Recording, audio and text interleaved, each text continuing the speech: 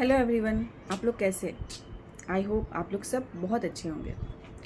कभी आपने अपने बच्चे से पूछा है कि उसके दिमाग में क्या थॉट आते हैं जब वो स्कूल जाता है, या फिर क्या इमेज बनती है, उसे कैसा फील होता है जब वो स्कूल से आता है? तो उसका दिन उसे कैसा फील हुआ, उसे अच्छा फील हुआ, उसे बुरा फील हुआ? हम क्या पूछते हैं, स्कूल में क्या हुआ? हम ये नहीं पूछते कि तुम्हें कैसा लगा। तो आज हम 4 चीज़ों पे डिस्कस करेंगे। पहला है, शॉर्ट फॉर्म में इसे बोलेंगे shift, SIFT, sensation, image, feeling and thought. Sensation means physical sensation, बच्चे को फिजिकली कैसा फील होता है।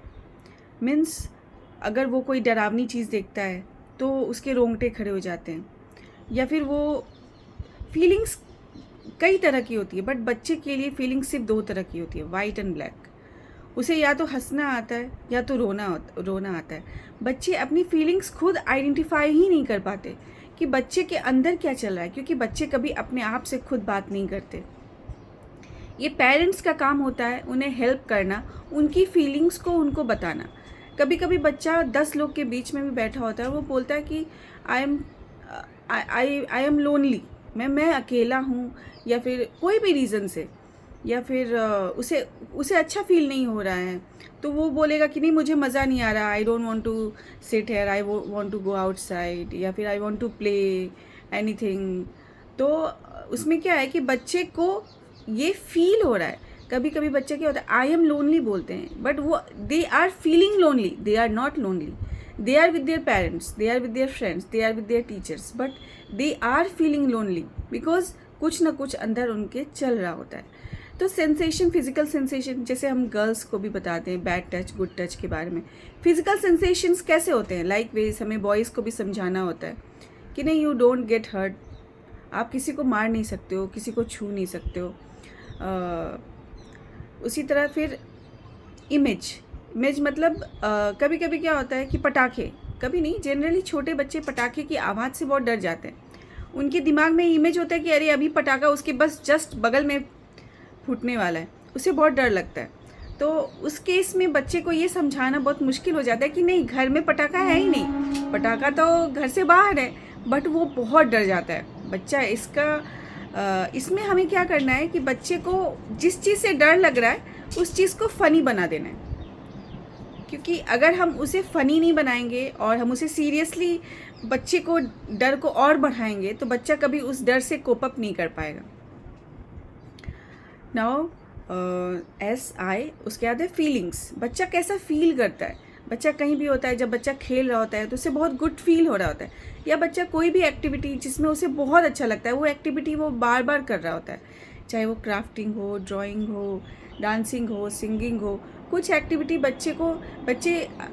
सब बच्चे के ऊपर डिपेंड करता है कि लाइकिंग वो जनरेट कर लेते हैं कि नहीं मुझे यही चीज़ पसंद है, और बच्चा आप उसे छोड़ दें तो वो दिन भर बिना खाए पिए वही एक्टिविटी करता रहता है उसे, क्योंकि वो करने में बहुत गुड फील हो रहा है।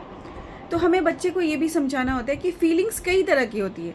कभी कभी आप गुस्सा होते हो, कभी आप जलते हो, कभी आप घबरा जाते हो, कभी आप खुश होते हो, कभी आप स्माइल करते हो, कभी बहुत ज़्यादा हंसने की ज़रूरत नहीं होती। बच्चे को इतना डिटेल में उनका माइंड इतना डेवलप ही नहीं होता कि वो इतना डिटेल में कुछ पता कर पाएँ कि उन्हें कैसा फील हो रहा है। ये पेरेंट्स का काम है उनको गाइड करना कि वो कैसा फील कर रहे हैं। पेरेंट्स का काम है उनको समझना, बच्चों को समझना कि बच्चे के अंदर चल क्या रहा है। और फोर्थ है थॉट्स, मीन्स बच्चा उस चीज़ के बारे में क्या सोचता है। समटाइम्स मैं अपने बेटे की बात बता रही हूँ, जब वो छोटा था तो वो बोलता था मुझे चॉकलेट चाहिए। मैंने बोला बाबू अभी शॉप आसपास नहीं है, चॉकलेट नहीं दिला सकते आपको, बाहर चलेंगे तो दिला देंगे। वो बोला मुझे पता नहीं, मुझे चॉकलेट चाहिए, मुझे बस चॉकलेट चाहिए, मतलब चॉकलेट चाहिए।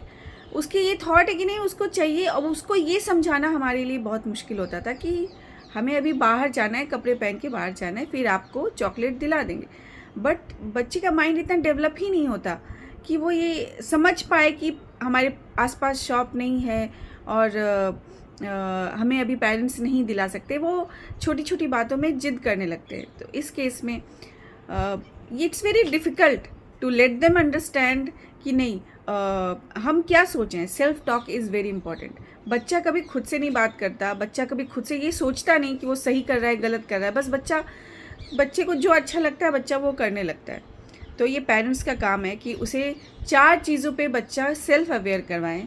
सेंसेशन, फिजिकल सेंसेशन, इमेज, उस चीज़ के बारे में बच्चे के दिमाग में क्या इमेज बन रही है, फीलिंग्स, बच्चा उस चीज़ के बारे में क्या सोच रहा है, क्या फील कर रहा है। उसे कई तरह की फीलिंग्स हो सकती हैं। और थॉट्स, अगर बैड थॉट्स है तो बच्चे को वो आपको बात करके उसके थॉट्स के बारे में जानना होगा। बच्चा जब इतना मतलब जब बड़ा होगा, जब वो हमें उसे प्रैक्टिस करवाना पड़ेगा, उसके माइंड को ये ट्रेनिंग दिलवानी पड़ेगी ताकि वो सेल्फ टॉक करे कि क्या ये मैं कर रहा था, क्या मैं सही कर रहा था। अगर बच्चा इतना समझने लग जाए और सेल्फ रिस्पॉन्सिबल हो जाए, वो अपने एक्ट के बारे में रिस्पॉन्सिबिलिटी उठाने लग जाए, तो फिर बच्चा 70% तो ऐसे ही वो समझदार बन जाता है। आज के लिए इतना ही है। आई होप मैं कुछ समझा पाई हूँ इस टॉपिक पे। I am not expert but I have tried कि मैं बस एक हेल्पफुल हैंड हूँ। आपको मेरा ये कैसा लगा ये कंटेंट, आप मुझे कमेंट में ज़रूर बताइएगा और सब्सक्राइब ज़रूर कीजिएगा। Thank you.